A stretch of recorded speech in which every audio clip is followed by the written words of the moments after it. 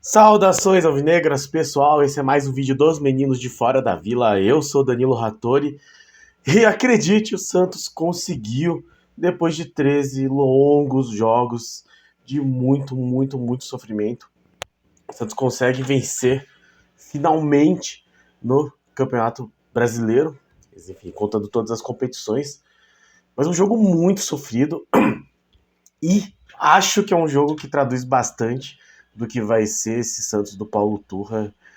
Como ele mesmo disse na última coletiva, assim, um time muito sanguíneo.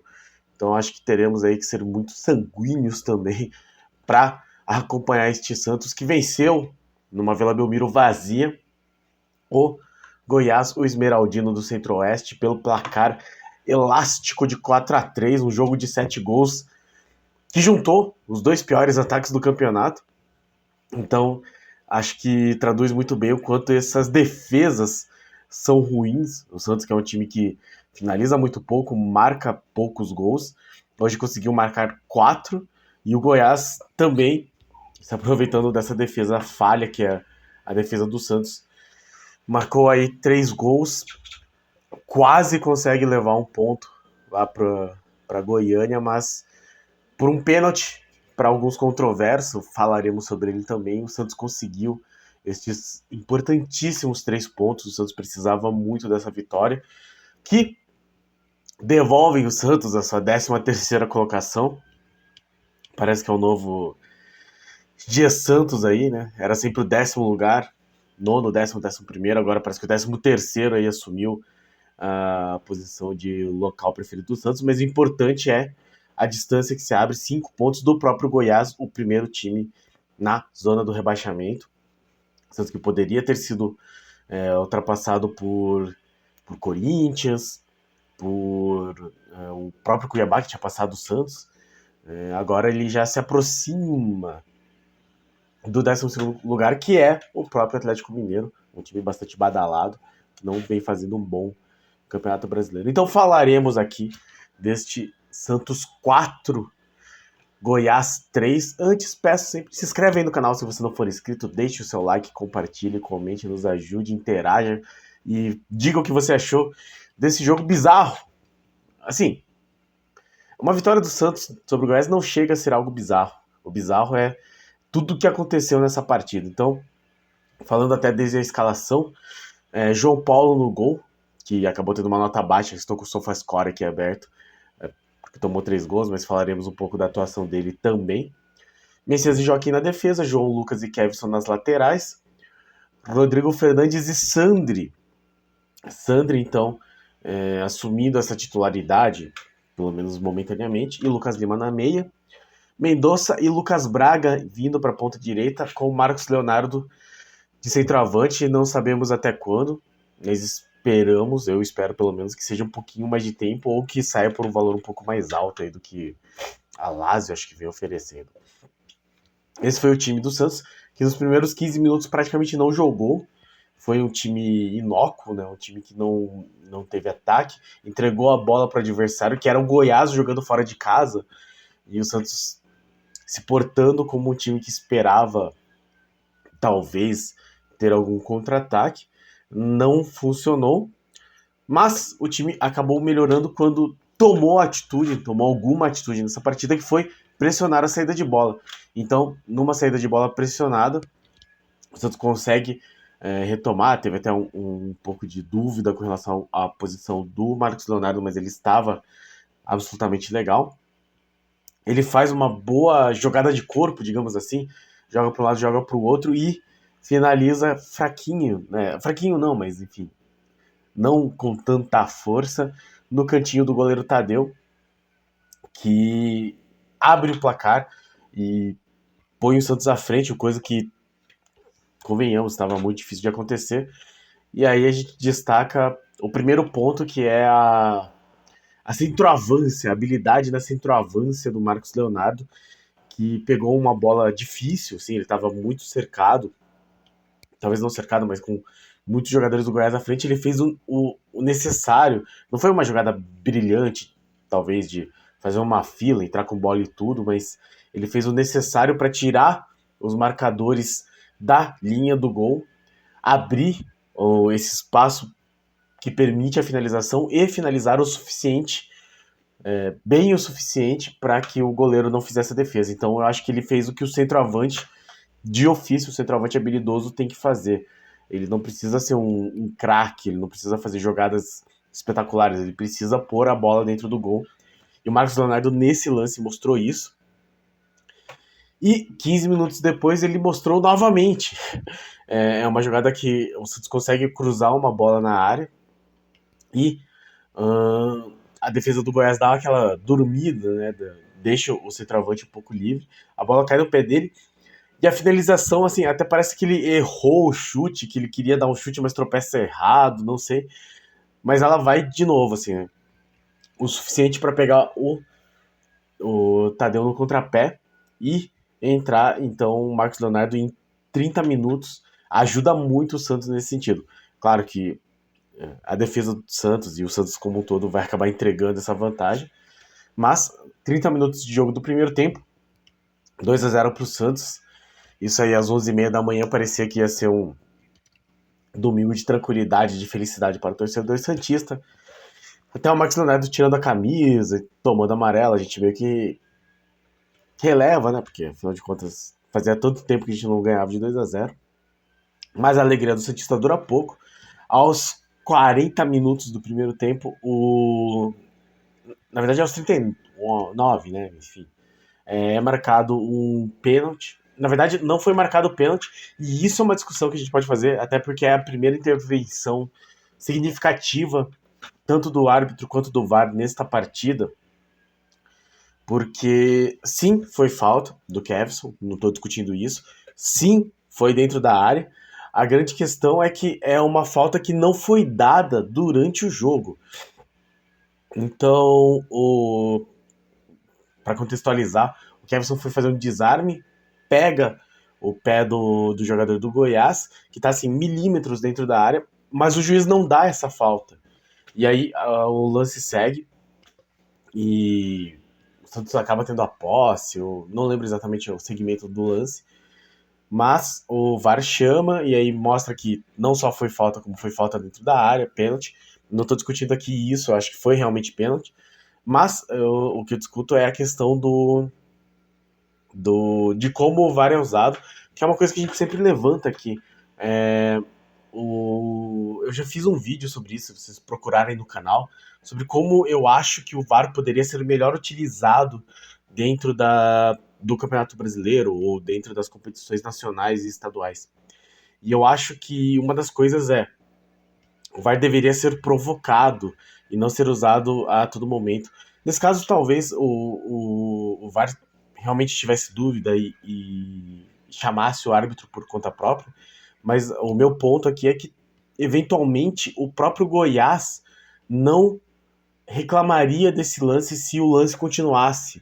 E aí, talvez não precisasse ser chamado o árbitro. Eu não estou discutindo que foi pênalti ou não, mas é porque são lances que, se a decisão do árbitro, porque esse lance, se fosse fora da área, nunca não teria sido marcado. Obviamente não teria sido marcado, porque o próprio árbitro não marcou.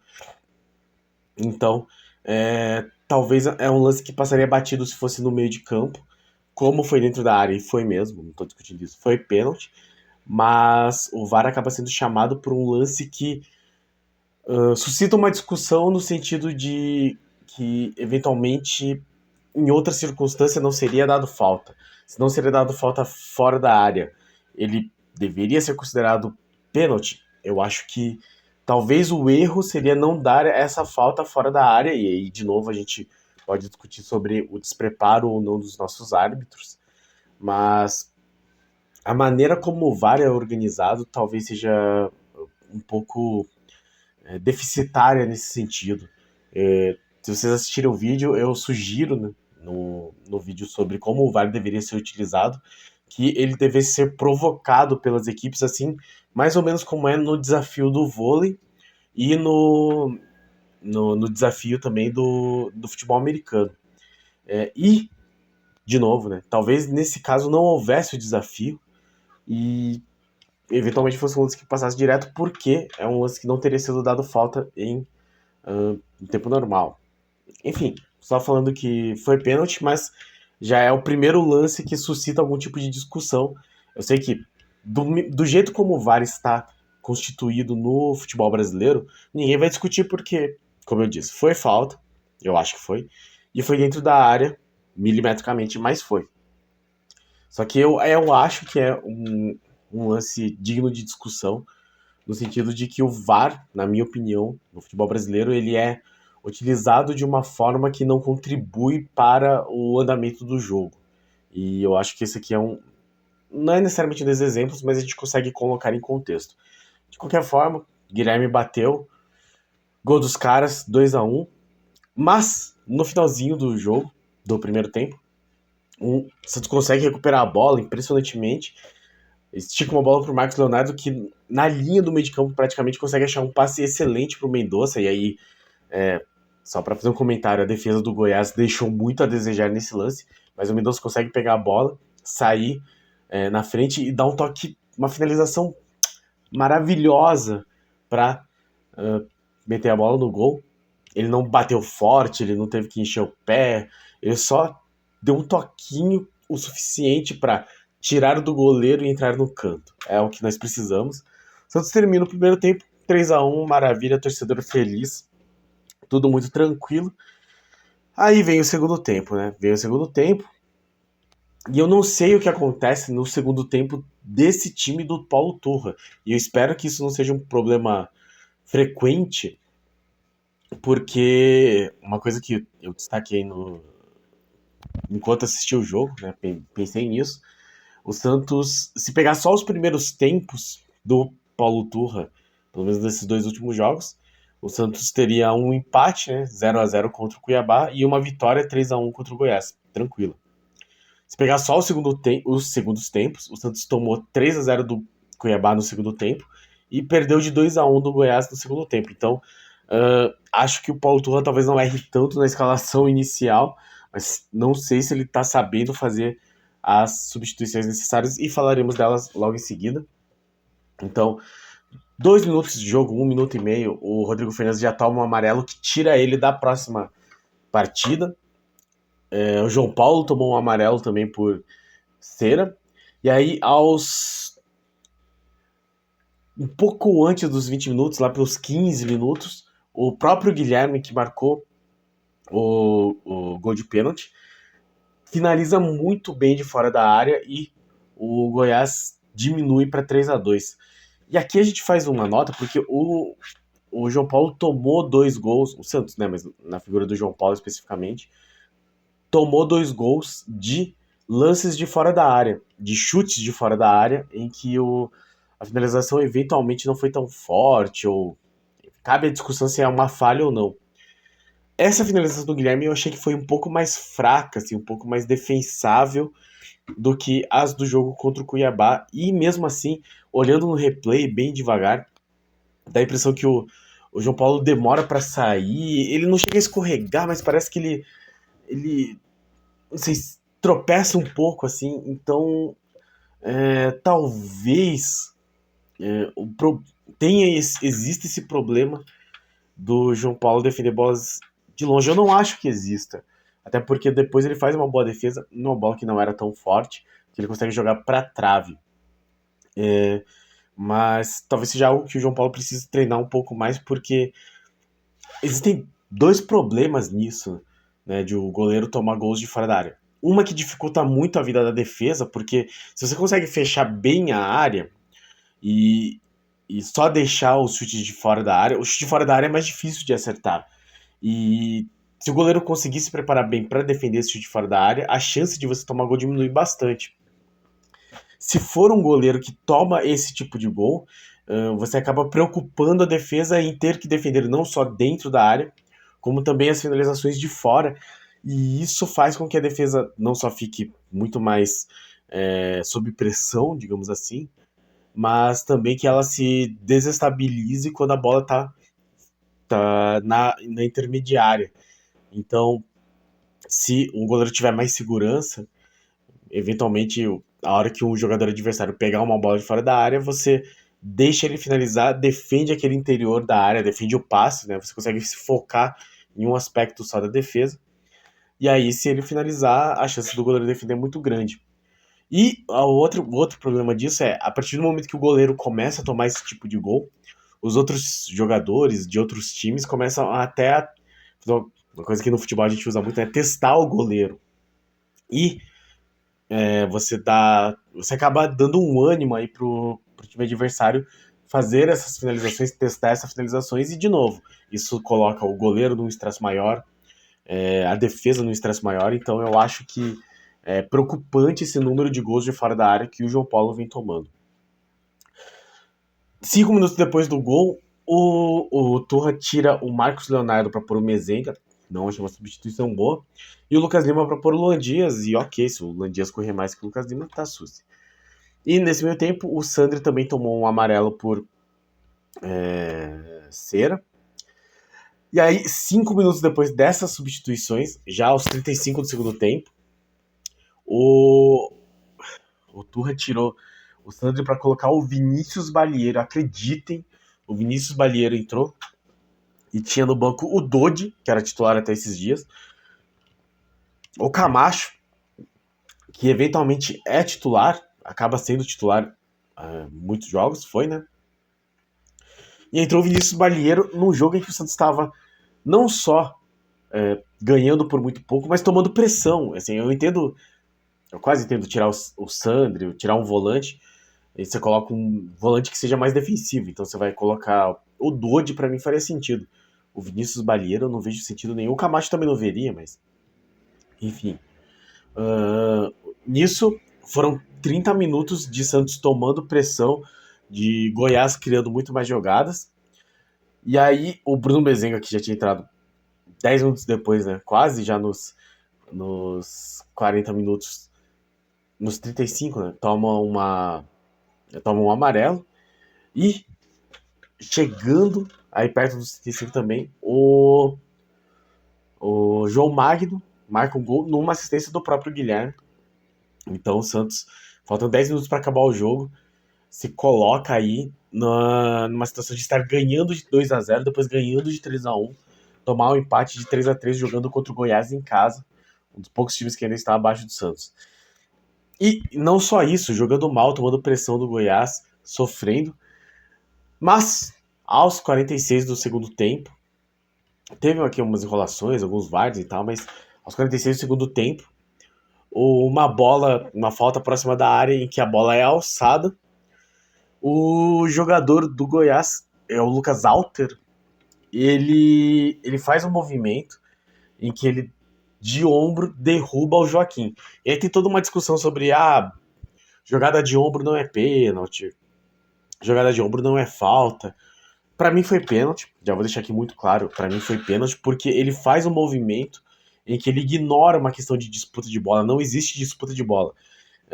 No replay, em câmera lenta, dá a impressão que ele só parou e que o Joaquim trombou nele, mas na velocidade de tempo normal, que era o que o juiz estava vendo quando ele viu o lance, ele nitidamente faz um movimento para derrubar o Joaquim de ombro. Eu acho que foi uma atitude muito temerária dele, mas o VAR chamou para que o juiz não desse pênalti nesse lance. Então aqui, primeiro um cumprimento ao Bruno Arleu, que manteve o pênalti, para mim foi. Mas de novo a gente discute a questão da arbitragem brasileira e do VAR, porque o Bruno Arleu, com muita convicção, deu esse pênalti. Inclusive acho que o Sport TV, o Instagram, as redes sociais do Sport TV divulgaram a conversa que ele teve com os jogadores do Goiás depois disso. E ele fala que ele viu uma falta, né, uma obstrução ilegal, mesmo que tenha sido de ombro, mas sem ter uma disputa de bola, né? Não foi o corpo a corpo. E eu concordo com ele.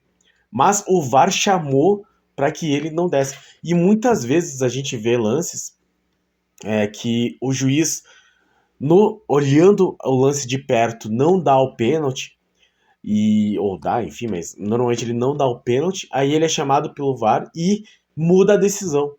Então, quando ele foi chamado pelo VAR, eu tinha certeza que ele ia mudar a decisão. Felizmente, ele se manteve muito convicto. E eu acho que quando ele foi pro VAR, ele viu a questão do contato, e o contato foi faltoso. De novo, né? Se fosse olhar só a câmera lenta, talvez ele se e desconsiderasse o tempo normal, talvez ele acabasse tirando o mesmo pênalti, mas eu acho que ele levou em conta a visão dele do jogo. E isso é uma outra coisa que eu acho importante trazer para a discussão do VAR, que é a convicção e a visão e a habilidade, a capacidade do juiz de campo olhando o lance em tempo real, né, ao vivo, assim, porque sempre é considerado primordial, mas enfim, acima, né, hierarquicamente, a decisão de campo. Então, se você tiver dúvida em algum lance, a decisão de campo prevalece. E eu acho que aqui o Bruno Arleu levou isso em consideração. Ele não desconsiderou a impressão que ele teve durante a marcação da falta.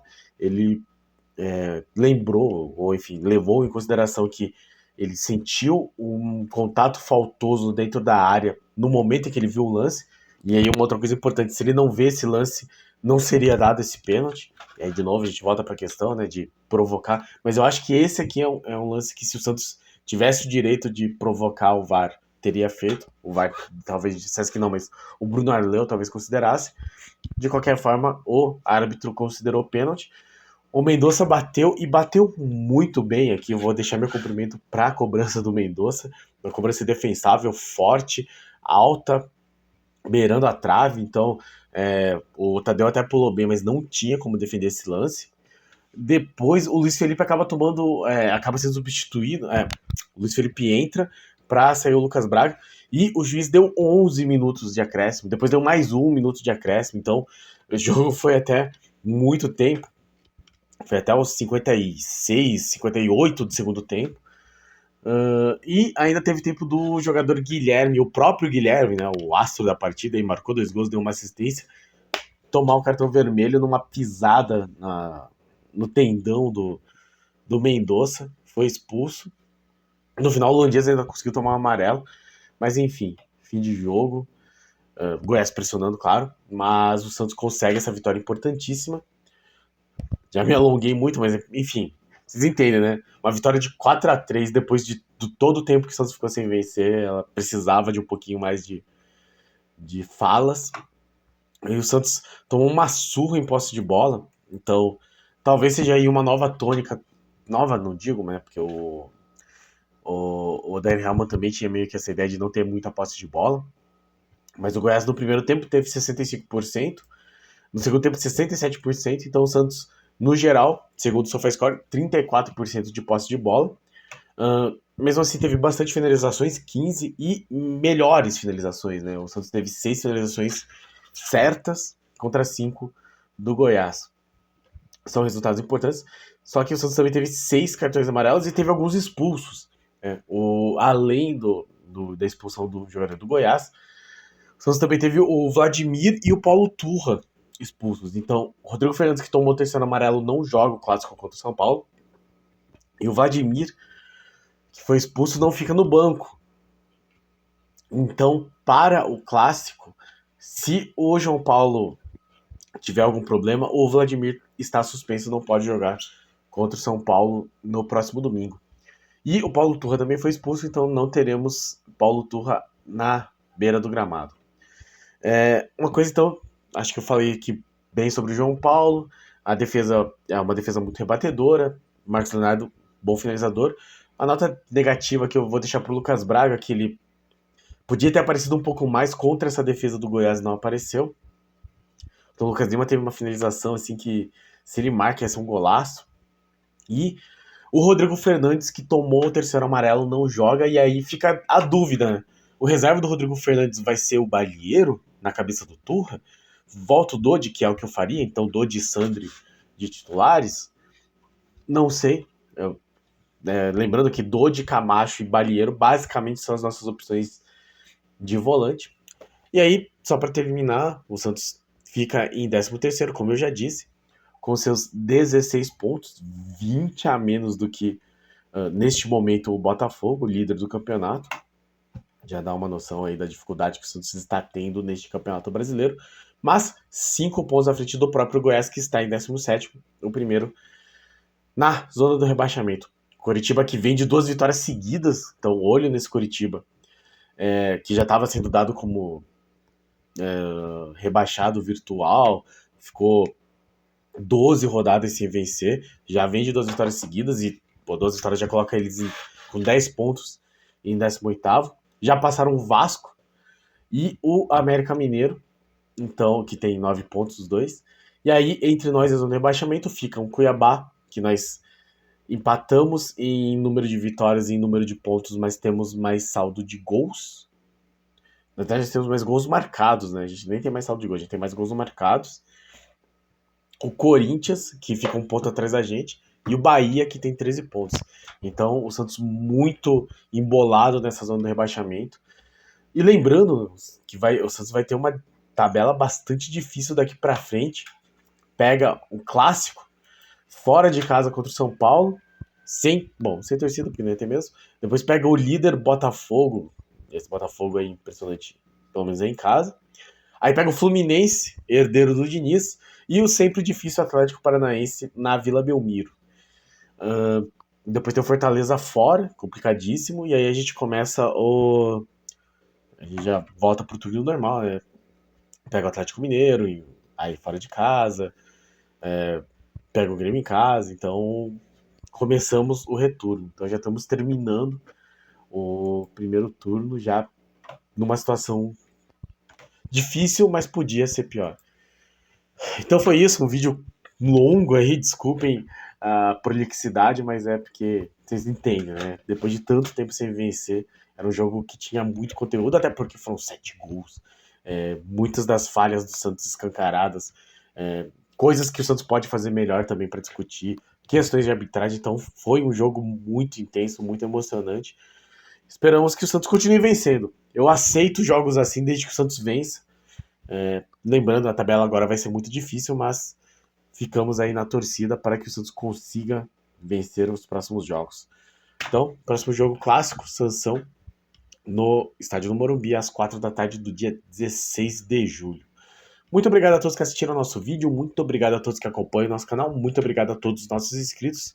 Se você não é inscrito, escreve aí, deixe seu like, compartilhe aí, comente, diga o que você achou dessa vitória, diga o que você acha do trabalho do Paulo Turra. A gente pede desculpas aí por não ter conseguido fazer o pré-jogo, foi um fim de semana muito difícil, mas eu acho que para essa próxima semana vai dar para fazer um material um pouquinho melhor, assim espero. Novamente, muito obrigado e para cima deles, ganhamos. Abraço!